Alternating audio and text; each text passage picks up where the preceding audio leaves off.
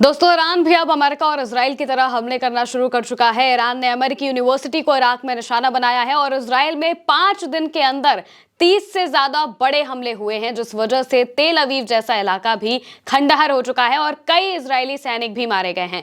Houthi संगठन को भी ईरान ने ऑर्डर्स दे दिए हैं और होर्मुज में तेल टैंकरों को निशाना बना दिया है। एक एक करके सारी खबरें बताएंगे क्या क्या हुआ है अब तक।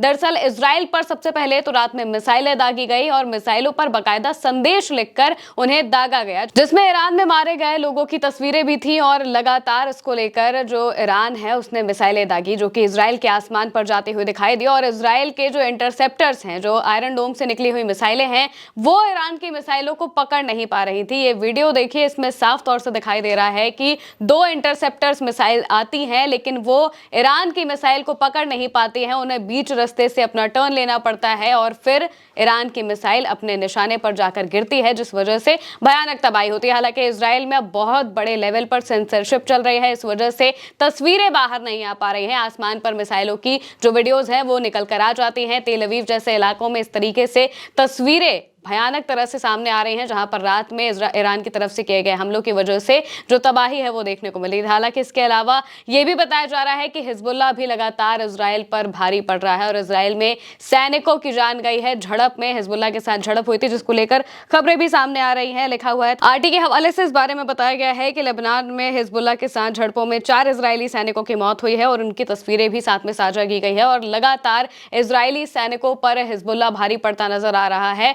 दूसरे इलाके में, लेबनान वाले इलाके में, जहां पर भी इजरायली सेना जो घुसने की कोशिश कर रही है और वहां पर 118 से ज्यादा टैंकर भी इजराइल के ध्वस्त कर दिए गए हैं। इराक में अमेरिकी यूनिवर्सिटी पर ईरान हमला करता है, जिसकी भी तस्वीर सामने आई है। ये वीडियो इराक का बताया जा रहा है और इराक में मौजूद अमेरिकी यूनिवर्सिटी को निशाना बनाते हुए ईरान ने यह हमला किया है। और ईरान ने पहले ही इस बात की चेतावनी दे दी थी कि अब हम यूनिवर्सिटी पर भी निशाना बनाएंगे और इसी वजह से उन्होंने कहा था कि जितने भी सिविलियंस हैं या वो लोग जो कि यूनिवर्सिटी में स्टूडेंट्स हैं, वो सभी उस इलाके से करीब 1 किलोमीटर की दूरी पर चले जाएं और इसके बाद यूनिवर्सिटी पर रात में हमला होता है ताकि किसी जो सिविलियन हैं उनकी जान ना जाए। और इसके अलावा कुवैत पर ताबड़तोड़ हमले ईरान की तरफ से किए जा रहे हैं। कुवैत के ऑयल टैंकर को निशाना बनाया गया है, जिसको लेकर भी खबरें सामने आ रही है कि कुवैत के ऑयल टैंकर को निशाना बनाया गया। हालांकि अमेरिकन यूनिवर्सिटी के बारे में प्रेस टीवी के हवाले से लिखा गया है कि अमेरिकन यूनिवर्सिटी इन सुलेमानिया इराक अटैक्ड, यानी कि इराक में अमेरिकन यूनिवर्सिटी पर अटैक किया गया है।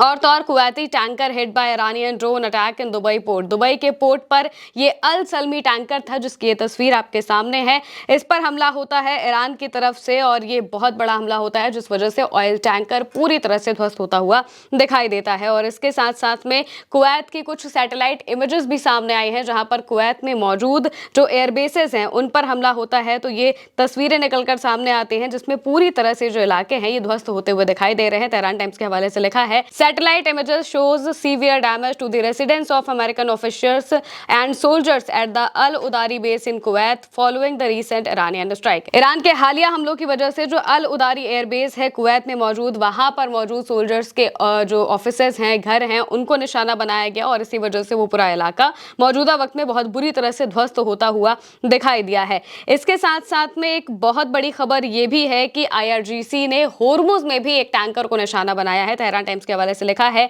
A container ship owned by the Zionist regime using the flag of a third country was hit precisely and effectively by a missile from the IRGC navy fighter. यानी कि दूसरी country का झंडा लगाकर ये जो टैंकर है ये निकलने की कोशिश करते हैं। ज़ायनिस्ट regime का मतलब ये है कि इजराइल और अमेरिका से जुड़े ये कंटेनर शिप थे, जिन पर IRGC की तरफ से निशाना साधा गया है। और निशाना साधते हुए साफ तौर से कहा गया है कि ये जो शिप्स हैं ये तीसरी कंट्री का फ्लैग इस्तेमाल कर रहे थे, किसी और कंट्री का फ्लैग इस्तेमाल कर रहे थे, लेकिन इनको भी IRGC ने पहचान कर हिट कर दिया है। अब यमन की भी इस जंग में एंट्री हो चुकी है। यमन ने भी इजराइल पर मिसाइलें दागी थी, बैलिस्टिक मिसाइलें दागी थी और अब ईरान ने यमन के हूथी संगठन को तैयार रहने को कह दिया है। इसको लेकर भी जो खबर है वो बाकायदा सामने आई है। क्लैश रिपोर्ट के हवाले से लिखा है, Iran is urging Yemen's Houthi group to prepare for possible attacks on Red Sea shipping if the US escalates its conflict with Tehran. For now, US and Saudi officials believe the group is holding back. However, the longer the conflict continues, the more likely the Houthis are to target key shipping targets. यानी कि अब जो Houthi हैं वो लाल सागर में जाने वाले अमेरिकी जहाज़ों को निशाना बनाने वाले हैं। अगर अमेरिका ने कहीं से भी ईरान के ऊपर कोई बड़ा हमला करने की कोशिश की तो ये रास्ता भी अमेरिका के लिए बंद हो जाएगा, जिसके बाद पूरी दुनिया में सबसे बड़ा तेल संकट आ सकता है, क्योंकि बाब अल मंडाब जो स्ट्रेट है इसी के जरिए यूरोप तक तेल पहुंचता है, बाकी का सामान पहुंचता है और लंबा रूट वो लोग नहीं अपना सकते हैं, जिस वजह से अगर ये दोनों ही स्ट्रेट बंद हो जाते हैं तो पूरी दुनिया में सबसे बड़ा तेल संकट उभर आएगा, जो कि अमेरिका का किया धरा होगा। अमेरिका ने भी ईरान पर लगातार हमले किए हैं और बीते दिनों डोनाल्ड ट्रंप ने धमकी भी दी थी कि अगर होर्मुज स्ट्रेट नहीं खोला गया तो अमेरिका उनके पावर प्लांट्स पर हमला करेगा और तमाम जो सिविलियन टारगेट्स हैं उन पर हमला करेगा। ये बात डोनाल्ड ट्रंप लिखते हैं, लेकिन ईरान अभी भी अपनी बातों पर अड़ा हुआ है और ईरान ने कहा है कि हमें इस बात से कोई मतलब नहीं है, हम अपना काम करेंगे। अगर कोई भी बड़ा हमला होगा तो अब इसमें हूथी भी कूद जाएंगे और लाल सागर में जाने वाले अमेरिकी प्लेन्स, अमेरिकी जहाज़ों को निशाना बना देंगे। वहीं दूसरी तरफ अमेरिका ने भी बीते दिनों ईरान पर बहुत भीषण हमला किया है। ये तस्वीर सामने आई है जिसमें दिखाई दे रहा है कि बहुत बड़ा आग का गुबार है। ये वीडियो डोनाल्ड ट्रंप के अकाउंट से पोस्ट किया जाता है। इस वीडियो में बहुत बड़ा धमाका होते हुए दिखाई दे रहा है और बताया जा रहा है कि ईरान के जो एम्यूनिशन ठिकाने हैं, यानी कि जहां पर वो अपनी मिसाइलों की खेप रखते हैं, वहां पर हमला किया गया है, जिस वजह से बहुत बड़ा ये जो हमला है वो होता हुआ दिखाई दिया है और तेहरान के अंदर ये बताया जा रहा है। इसको लेकर जो खबरें हैं वो भी सामने आ रही हैं। फ्री प्रेस जर्नल के हवाले से लिखा हुआ है, West Asia war, Trump shares video after US drops 900 kg bunker buster bomb on Iran's nuclear hub in Isfahan.